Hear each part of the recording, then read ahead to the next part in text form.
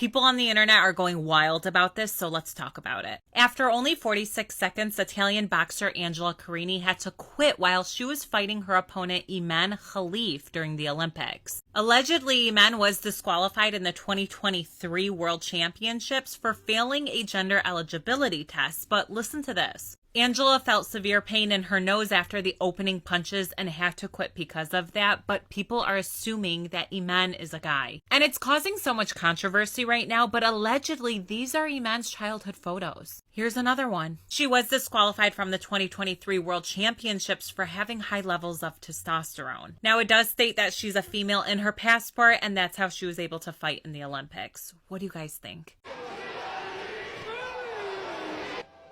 In red from Algeria, Iman Khalif.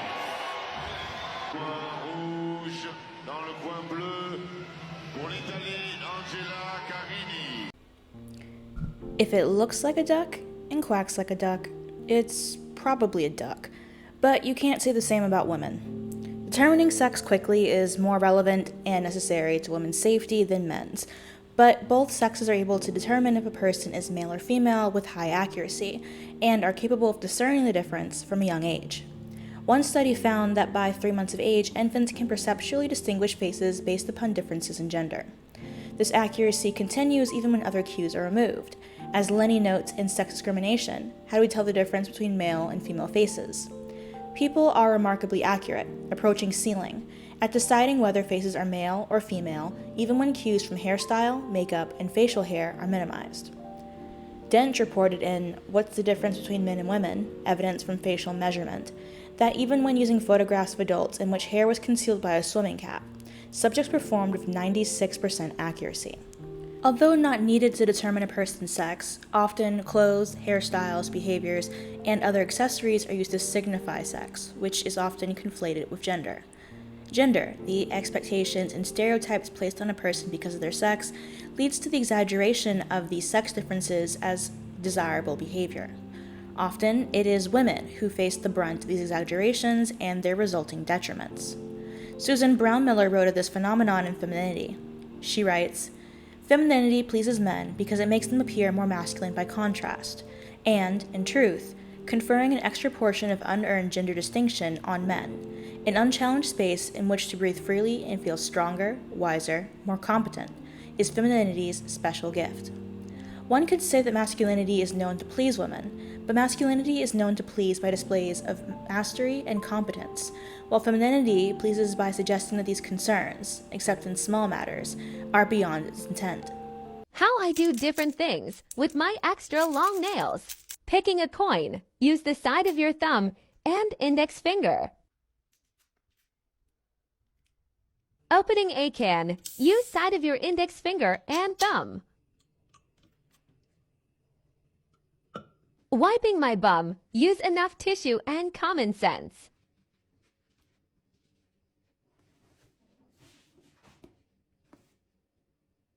Typing on a laptop, I use my nail tips.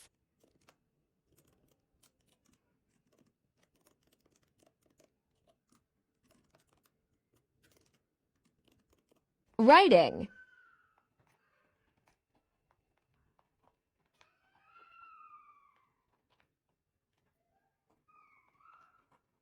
Removing contact lenses, use middle finger. Ring finger and index fingers.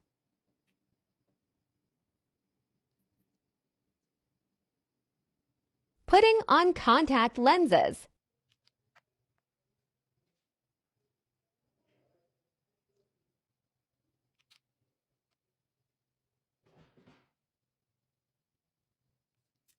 Washing dishes.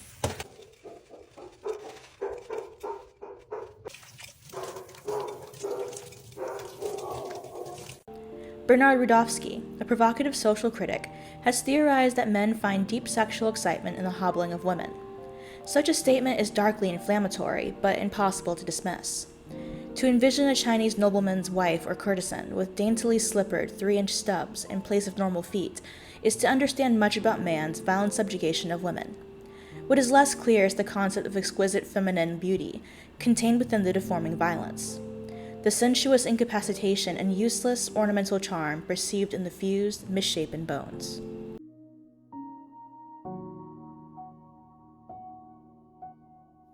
This is called the lotus feet. It's called also foot bindings, and these are the shoes that these women used to wear. This was a very common practice in ancient China. This whole trend started when a Chinese dancer, Yao Niang, bound her feet into a shape of a new moon to impress the emperor. That trend then took on to become part of the elite society. Women who had money and time, they wanted their feet bounded so it can look smaller, and it also made the calf look nicer and the buttocks area more attractive. Little did they know that they had to pay a bigger price, which would be pain for the rest of their life. I'm glad that practice is over and women are not binding their feet any longer. As a result of the rising awareness and conversation around trans rights activism is a heightened suspicion of people who are gender nonconforming. Whereas in the past, one could assume the social stigma and resulting punishment of entering a single-sex space one didn't belong to worked. Therefore, a woman who was flat-chested, tall, or who had sharper features, and who was in a female-only space would be assumed female. There was never any need to enforce an ID check at the door because there was an assumption of coherence to agreed-upon rules. However, like the tragedy of the commons, this is no longer the case. Men have taken advantage of the assumption of coherence to their own benefit, to win prizes and take jobs earmarked for women, to enter women's prisons, to influence government and legislation, and to forcibly regain social capital in a victim economy. When news outlets regularly report on crimes committed by men as having been committed by women, when sports games consistently allow men to compete with women, when men get sponsorships for pretending that femininity is the same as being female, it makes sense why you would assume that tall, lanky stranger might not be a woman after all. Vicky Piper, a male, competed as a woman at the Masters National Weightlifting Championships this weekend in Reno, Nevada. He won first place, beating out all the other women in his category. It's yet another inexcusable encroachment of males into women's sports that they easily dominate. Pretty much exactly what athletes like Riley Gaines have warned about. Males with innate biological advantages winning sporting events against female competitors. If I competed as a woman, I was prepared for that, but I also don't need anybody's permission to be myself and to do the sport that I love. The UPenn swimmer made waves outside the pool when she became the first transgender woman to win a Division I national championship. When most accurate information comes from grassroots reporting or radical news sources, hearing similarly radical but affirming information makes it easy to get caught up in sensationalism. When Angela Carini stopped her round with Amani Caliph after 45 seconds, noting that she had never been punched so hard before, many started calling Caliph a man, a trans woman, or a mole. Considering that she is from Algeria, where changing one's sex, especially on documents, is not legal, it's far more accurate to argue that she is intersex, especially after IBA president Umar Kremlev's DNA test had proved they had XY chromosomes and were thus excluded. It's likely that Caliph didn't know she had an intersex disorder until testing was required. And considering where she came from, she was most likely raised as a female. It's possible that she knew before testing was required. It's possible she didn't. We really can't know. The International Boxing Association posted a report where they noted, IBA remains committed in ensuring competitive fairness in all of our events. We absolutely condemn the inconsistencies in eligibility to compete in the boxing competition held in the Paris Olympic Games 2024. To reiterate, both Amani Caliph and Len Yuting post-testing did not meet the required eligibility criteria to compete within female category of our respective events. The decision made by IBA on the 24th of March 2023 was subsequently ratified by the IBA Board of Directors on the 25th of March 2023. The official record of this decision can be accessed on the IBA website here. The urgent nature of the decision was justified, as the safety of our boxers is our top priority. The disqualification was based on 2 trustworthy tests conducted on both athletes in 2 independent laboratories as follows. Tests performed during the IBA Women's World Boxing Championships in Istanbul 2022, and tests performed during the IBA Women's World Boxing Championships in New Delhi in 2023. For clarification, Lin Yuting did not appeal the IBA's decision to the Court of Arbitration for Sport, thus rendering the decision legally binding. Amani Caliph initially appealed the decision to CAS, but withdrew the appeal during the process, also making the IBA decision legally binding. Misinformation is not needed. The truth is important, and I think it's better to wait and respond later than rush and be wrong. Let's not call a woman trans or male on hearsay, especially not when the evidence points to an intersex disorder and not malicious cheating. Just because other people say it doesn't mean that it's true. Arguing that every androgynous woman is actually an evil man in disguise hurts gender nonconforming women and only proves right the trans rights activists who point and laugh at the Facebook groups dedicated to proving celebrities are secretly transgender. Brittany Griner was filmed topless playing basketball with some friends, and the internet had a transphobic meltdown, all because she has a small chest. In the comments of this tweet is so disgusting, misgendering Brittany, calling her a man, saying that she is infiltrating the WNBA on purpose so that she can destroy all of them. And this is what we mean when we say to Black cis women that transphobia will not save you. Brittany must be a man because she has a flat chest and is good at basketball. And I think that this all goes back to a fundamental case of y'all don't know what women look like? And women are people. Before you're a bleeder or a mother or any of those things, you're a person first. And people come in different shapes and sizes. So yeah, some women are flat-chested, just like some men have fat in their chest. And it shows that there is no way to define a woman without excluding some women. Because if you start saying you need X amount of chest fat or ABC amount of periods to be a woman, there will automatically be cis women who do not meet your standards. But really think about it. Imagine being sent to a Russian gulag and to finally be home only for niggas to be talking about your titties. And of course, on top of this, sure, there is a possibility, and not a small one, that Amani decided, okay, I have XY chromosomes, I'm still going to go fight because I'm good at this and it's my thing and I'm going to win. And if that's the case, I mostly point at the Olympics for not being willing to put down that hard line of we need to do sex testing to ensure that we have a fair and safe competition. And this isn't just to prevent people from cheating by, for example, pretending to be female when they're not knowingly, but also because a lack of clear guidelines opens the possibility for doping or medical abuse. Goldman's Dilemma illustrated that when asked whether they would take a drug that would guarantee them overwhelming success in sport but cause them to die after 5 years, over half of them said yes. And, of course, they might not even agree. In the case of the German doping scandal, those athletes didn't know they were getting doped, and they had to deal with the consequences down the line.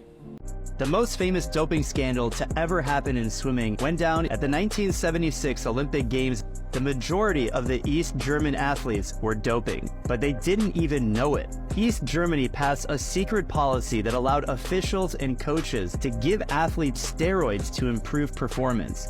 The steroids increase muscle mass and reduce recovery time, which is just what East German officials wanted. They were trying to build a powerhouse reputation in sports. They won 10 out of 11 individual events and broke a number of world records. Watching all the races and seeing the woman from East Germany makes you scratch your head as to how they got away with it. Eventually, coaches and officials were convicted for giving young athletes drugs without their knowledge. And as they got older, the athletes who doped started to experience severe health issues. It's been said that East German officials knew about the dangerous effects, but they continued to give the drugs anyway.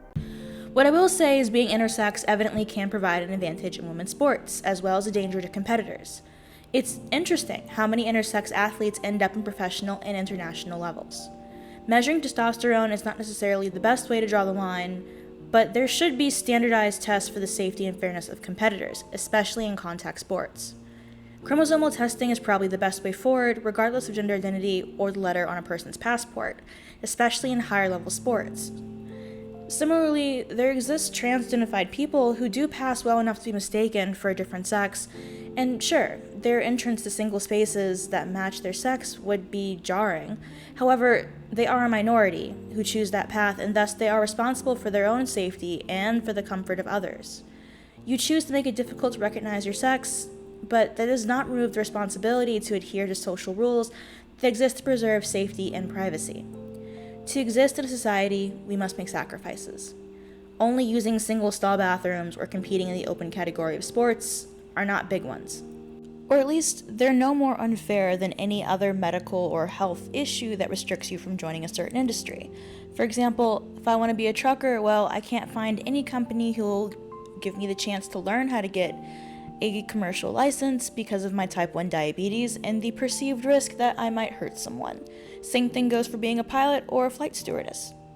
Can't get hired for those jobs because of the perceived risk of my illness. Does it suck? Yes. Is it unfair to me personally? Yeah. But if I'm the guy who's flying the plane and I have a low blood sugar and we crash, I think it's not fair to the other people on the plane either. Ultimately, the days of assumed coherence to social norms are gone, and that may mean having to test everyone when you get to a certain level of competing, or having more single-space bathrooms. The danger is as high as ever, and it makes sense that there will be scrutiny and anger towards those perceived to be breaking social norms. After all, there was a woman who competed against a trans-identified athlete, and she was partially paralyzed because of the difference in strength between men and women and being struck by one of the balls. And you know what? Anger is fine.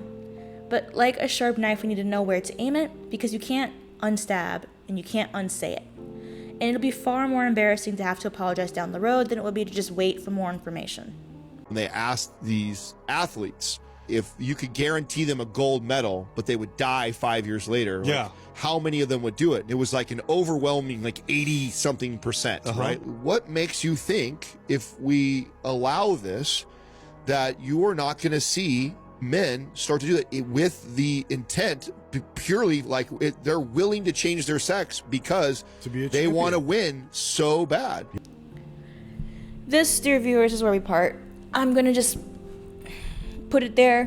When it comes to the intersex question, I feel like it's very much annoying. It's annoying is what it is, because what it comes down to, there's not really a huge population of intersex people, and I do think that quite a few people who are intersex are raised as female, even if they are chromosomally male. They are male.